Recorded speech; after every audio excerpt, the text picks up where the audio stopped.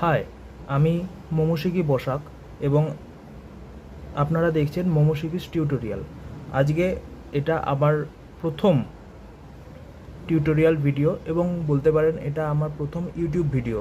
আজকে 15ই আগস্ট 2024 এবং আমার মনে হয় আমার দিন শুরু করার পক্ষে, অর্থাৎ এই ইউটিউব চ্যানেল শুরু করার পক্ষে এর থেকে শুভ দিন আর হতেই পারে না। আমি এখানে এই টিউটোরিয়ালে ধরুন অনেক রকমের জিনিস শেখানো হবে, যেমন maths, physics, literature, history, geography, তারপরে মাইথোলজি। এই যে এটা হচ্ছে যেটা আমি এখন করছি সেটা হচ্ছে ম্যাথসের টিউটোরিয়াল। এবার ম্যাথসের ক্ষেত্রে 9, 10, 7, 8 এইসবের যে ম্যাথস থাকে এগুলোর ক্ষেত্রে অনেকে কি করে যে সমস্যা হয় মানুষের ভবিষ্যতে যখন চাকরি পরীক্ষার জন্য সময় আসে। অনেক জায়গায় অনেক কোচিং ক্লাসে, ঠিক আছে, অনেক কোচিং ক্লাসে তারা হচ্ছে শর্টকাটে কাজ করিয়ে দেয় এই সমস্ত ম্যাথসের কাজ, কিন্তু তখন মানুষের অসুবিধা হয়। তার দুটো কারণ থাকে। এক, 8, 9, 10-এর যে পাটিগণিতের যে পার্ট থাকে, যেখানে সুদ কষা, তারপর মিশ্রণ, এগুলো যে থাকে, তারা ভাবে যে 11-12-এ তো বীজগণিত রয়েছে, সেখানে পাটিগণিত নেই, অতএব তারা ওগুলোকে অতটা গুরুত্ব সহকারে পড়ে না। আর যারা পড়েও তারা হচ্ছে গিয়ে ধরুন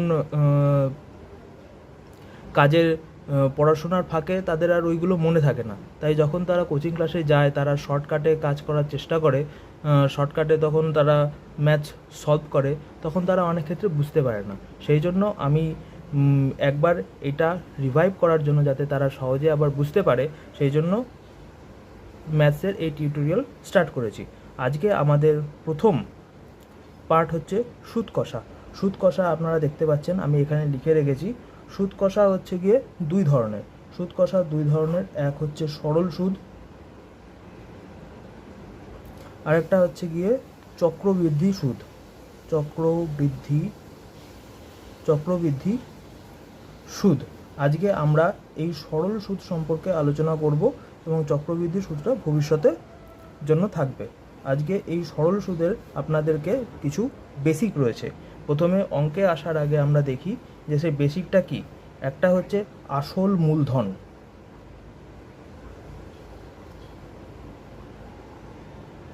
আসল মূলধন হচ্ছে গিয়ে যত টাকা ধার দেওয়া যায় বা যত টাকা গচ্ছিত রাখা হয় সেটা হচ্ছে গিয়ে তার আসল মূলধন। ঠিক আছে, যে টাকা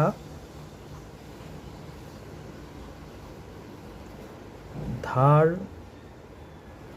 দেওয়া হয়, সরি, আমার যদি হাতের লেখা বুঝতে আপনাদের অসুবিধা হয় তার জন্য অত্যন্ত সরি, আগের থেকেই আমি ক্ষমা চেয়ে নিচ্ছি। অনেক দিন আমার বাংলা লেখা হয় না, ইংরাজিতে আমি লিখি, সেই জন্য হাতের লেখা আমার একটু খারাপ হয়ে গেছে।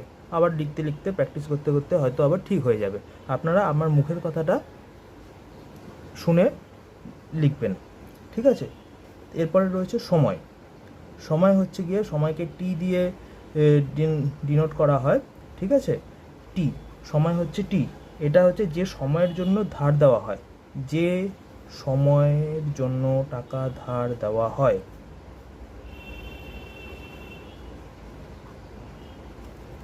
টাকা ধার দেওয়া হয়। এরপরে হচ্ছে গিয়ে সুদ। এই সুদের ব্যাপারটা হচ্ছে আসল। যে টাকা ধার দেয় তাকে বলা হয় উত্তমর্ণ, আর যে টাকা ধার নেয় তাকে বলা হয় অধমর্ণ, ঠিক আছে। উত্তমর্ণের কাছ থেকে সাময়িকভাবে অর্থ ব্যবহার করার বদলে অধমর্ণকে সেই আসল টাকার ছাড়াও এক্সট্রা কিছু টাকা দিতে হয়, সেটাই হচ্ছে গিয়ে সুদ। এই অতিরিক্ত অর্থমূল্যটাই হচ্ছে সুদ, ঠিক আছে। আর সুদের হার হচ্ছে গিয়ে শতকরা পার্সেন্টেজে, ওই যে পরিমাণ অতিরিক্ত মূল্য দেয় সেটা মূলধনের সাথে তুল্য মূল্য শতকরা হিসাব করা হয়, সেটাকে বলা হয় সুদের হার।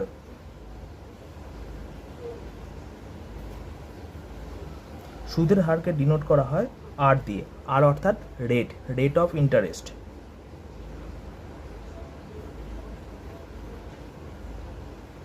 ঠিক আছে। এবার হচ্ছে গিয়ে সুদাসল হচ্ছে গিয়ে সুদ এবং আসল যে মূলধন একে যোগ করে যে অর্থমূল্য পাওয়া যায় সেটা হচ্ছে গিয়ে সুদ আসল, একে সুদ আসল বা হচ্ছে গিয়ে সুদ প্লাস আদল হিসাবেও লেখা হয়।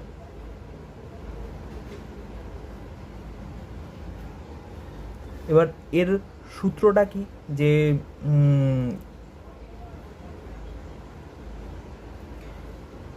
এবার আমরা যদি অঙ্কে আসি তাহলে পরে বোঝা যায় যে এর সূত্রটা, যেটার মাধ্যমে হচ্ছে আমাদের কাজটা করতে হবে, এটা হচ্ছে গিয়ে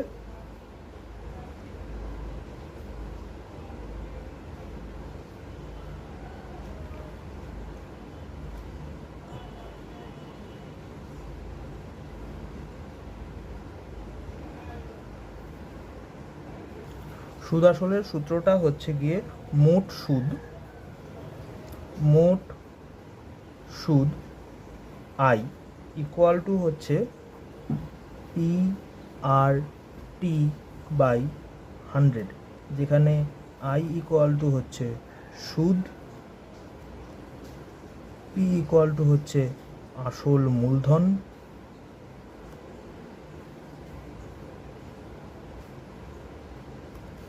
আর হচ্ছে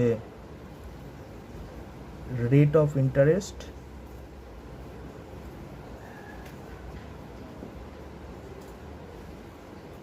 বা সুদের হার।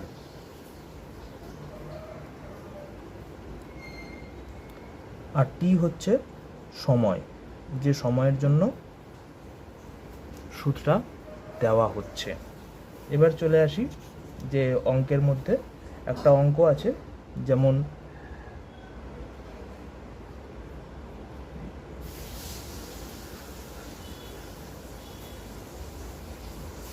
কোশ্চেন 1, বার্ষিক 5% হারে 2 বছরের 1,500 টাকার সুদ কত? এটা যেমন হচ্ছে একটা সিম্পল অঙ্ক। এবার এক্ষেত্রে হচ্ছে আমাকে লিখতে হবে যে সুদ হচ্ছে গিয়ে আইটা জানতে চেয়েছেন, আরটা দেওয়া আছে 5%, টিটাও দেওয়া আছে 2 বছর, আর পিটা দেওয়া আছে 1,500 টাকা।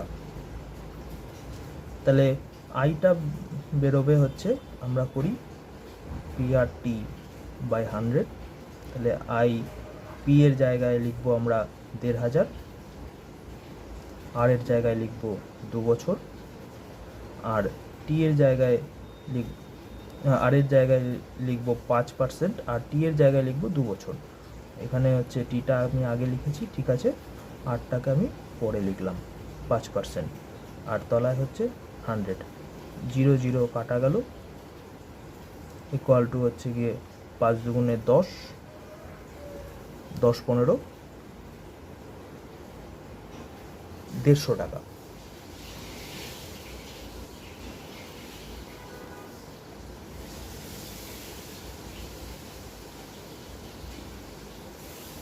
ঠিক আছে, এবার দ্বিতীয় অঙ্কে যাই।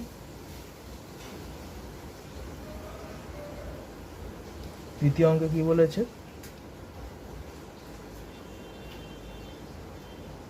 বার্ষিক 10% হারে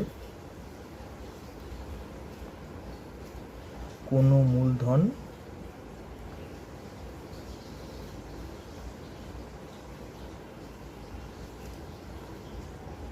কত বছরে সুদে আসলে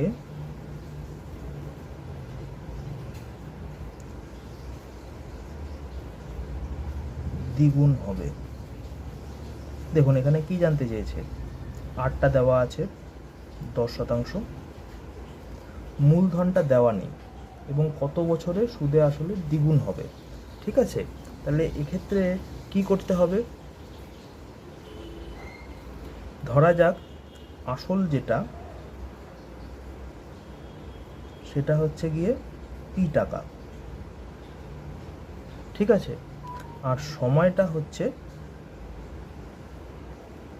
টি বছর, এটা ধরে নিলাম। সূত্রের সাথে মিল খাচ্ছে। পিটাকে এমনিতেও আমরা হচ্ছে আসল মূলধন আর টিটাকে সময় হিসাবে ধরছি, ঠিক আছে। এবার সুদে আসলে দ্বিগুণ বলেছে, তাহলে সুদটাও হবে পি। তাহলে সুদ আসলটা কি হচ্ছে,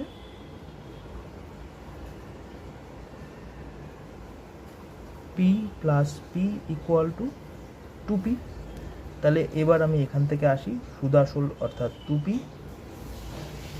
ইকুয়াল টু হচ্ছে পি প্লাস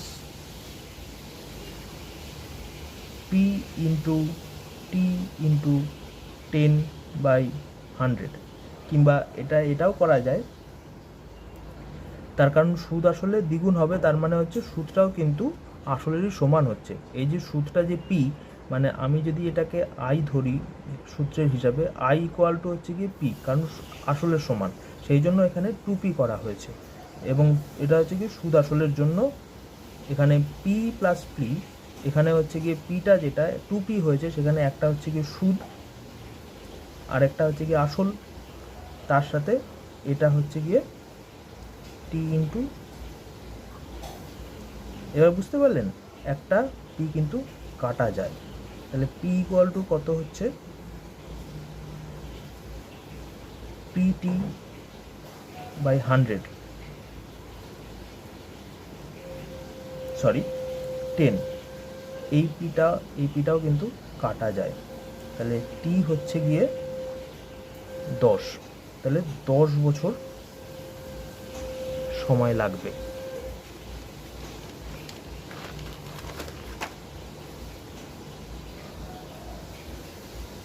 তৃতীয় অঙ্কটা কি আছে,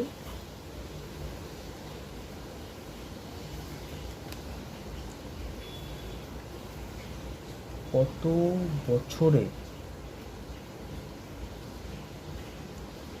4,000 টাকার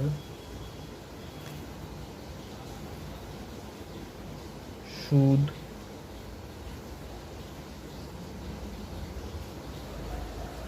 সমহারে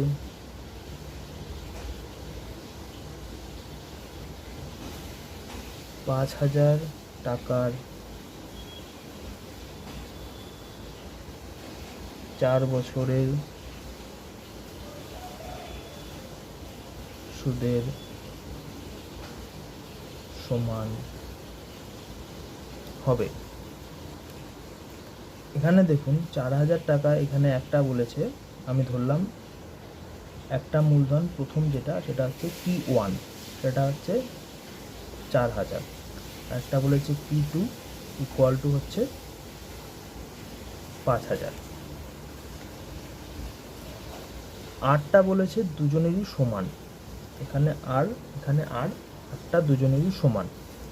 এবার এখানে টি বলেছে হচ্ছে ইকুয়াল টু 4 বছর, ঠিক আছে। তাহলে পরে এবার আমাকে বার করতে হবে, এখানে টিটা বলে দেয়নি, আমি এটাকে শুধু টি হিসাবেই ধরলাম। তাহলে পরে প্রশ্নানুসারে পি আর টি বাই 100 দুটো সুদ সমান, 4,000 ইন্টু আর সমহার যেহেতু সুদের হারটা, আর টি বাই 100, এই দুটো কাটা যায়, আর কাটা যায়, তাহলে 4 5 20, 20,000 ইকুয়াল টু হচ্ছে 4,000 টি, তাহলে টি ইকুয়াল টু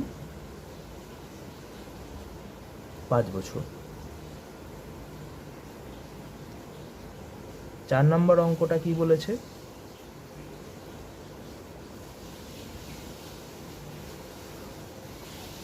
সুদের হার 5% থেকে কমে 4% হলে এক ব্যক্তির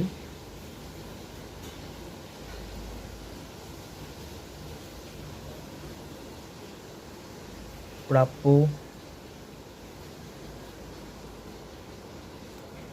বার্ষিক সুদ 250 টাকা কম হয়,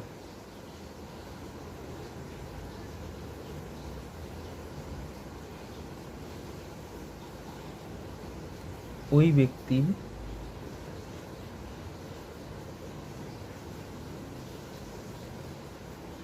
মূলধন কত? ধরা যাক মূলধন p টাকা। তাহলে গণিতের ভাষায় এই সমস্যাটা হচ্ছে ওই ব্যক্তির বার্ষিক সুদ, মানে হচ্ছে বছর হচ্ছে 1 বছর, আর প্রথমে ছিল 5%। প্রথমে আমি 5%-এ কত সুদ পেত সেটা দেখতে হবে। এইটা হচ্ছে সে 5%-এ সুদ পেত, এখন সেটা কমে গেছে, কমে গিয়ে হয়েছে 4%, আর এটার মানটা কত? 250 টাকা, বা 100 5p - 4p ইকুয়াল টু 250, বা p ইকুয়াল টু 100টা এদিকে চলে যায়,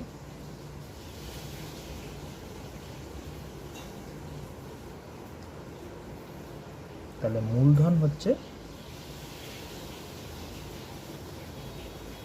25,000 টাকা। আজ এই পর্যন্তই থাক।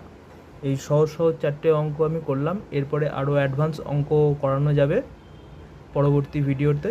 যদি আপনাদের আমার টিউটোরিয়ালের অঙ্ক এবং মেথড ভালো লাগে তাহলে আপনারা লাইক, শেয়ার, সাবস্ক্রাইব এবং কমেন্ট করবেন, আর বেল নোটিফিকেশানটা অন করে রাখবেন যাতে ভবিষ্যতে আমার ভিডিওগুলো আপনারা দেখতে পান।